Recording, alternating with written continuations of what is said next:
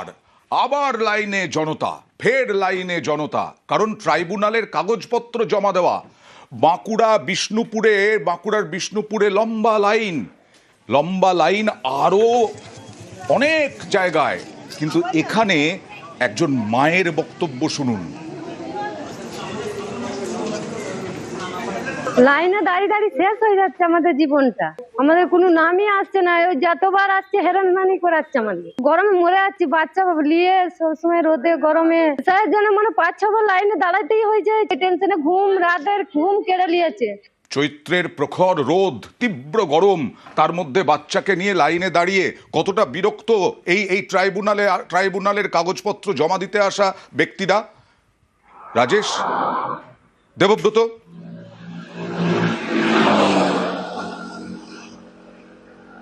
একদমই দেখো, সাধারণ মানুষ যেটা জানাচ্ছে, লাইনে দাঁড়িয়েই হয়তো তাদের শেষ হয়ে যেতে হবে।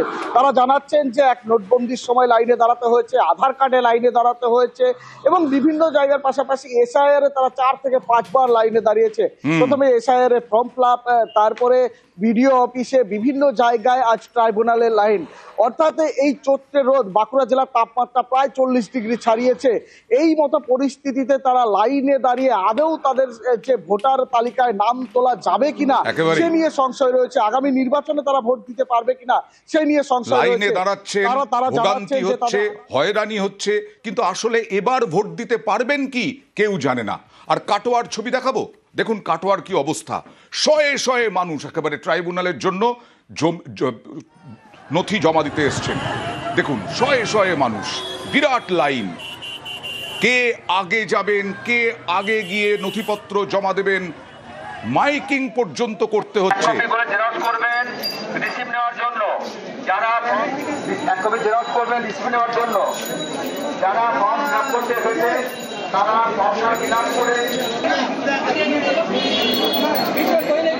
এটা ছবিটা কয়েক ঘন্টার আগে তোলা। এখন কি পরিস্থিতি দেখবেন আমাদের প্রতিনিধি রণদেব একেবারে সরাসরি ওখানেই আছেন। এখনো তো লম্বা লাইন, এখনো তো অপেক্ষা করতে হচ্ছে রণদেব মানুষকে। হ্যাঁ, এখনো ঠিক যেমন বলছিলে তুমি, লম্বা লাইন এবং লাইনের প্রায় শেষের দিক। এখন এখানে কেন্দ্রীয় বাহিনী দাঁড়িয়ে আছেন এবং কাটোয়া থানার পুলিশ, আইসি সকলে দাঁড়িয়ে থেকে যাতে কোনো মানুষ হয়রানির মধ্যে না পড়েন সেই কারণে তাদের যাতে সুষ্ঠুভাবে ট্রাইব্যুনালের আবেদনপত্র জমা করতে পারেন সেই ব্যবস্থায় করতে তারা দুপুর থেকেই এখানে দাঁড়িয়ে রয়েছেন। এ পর্যন্ত 10,000 ফর্ম জমা নিয়েছে। কাটোয়া মহকুমা শাসক অনির্বাণ বসু জানিয়েছেন 6টা কাউন্টার খোলা হয়েছে। 6টা কাউন্টারে গড়ে 1,500 করে মানুষের ফর্ম জমা নেওয়া হচ্ছে এবং আজকেই শেষ। এই গুজবেই কিন্তু বা এই সংবাদেই কিন্তু এই ভিড় ভোর থেকে লেগেছিল এবং মধ্যরাত থেকে মানুষ লাইনে দাঁড়িয়েছে।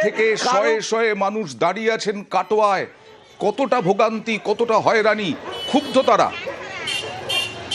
আনখোনা পঞ্চায়েতে আগে একবার কাগজ জমা দিয়েছিলাম, আবার সব ডিলেট হয়ে গেছে। 5-6 জনের আমাদের পরিবারের সবারই। আবার ফের এসে কাটোয়া কোর্টে এসডি অফিসে জমা করছি। সকাল 5টা থেকে এসে লাইনে দাঁড়িয়ে আছে। এখন এরপরে আর হবে না বলছে, আজকে লাস্ট ডেট। না হলে যাই হোক কোনো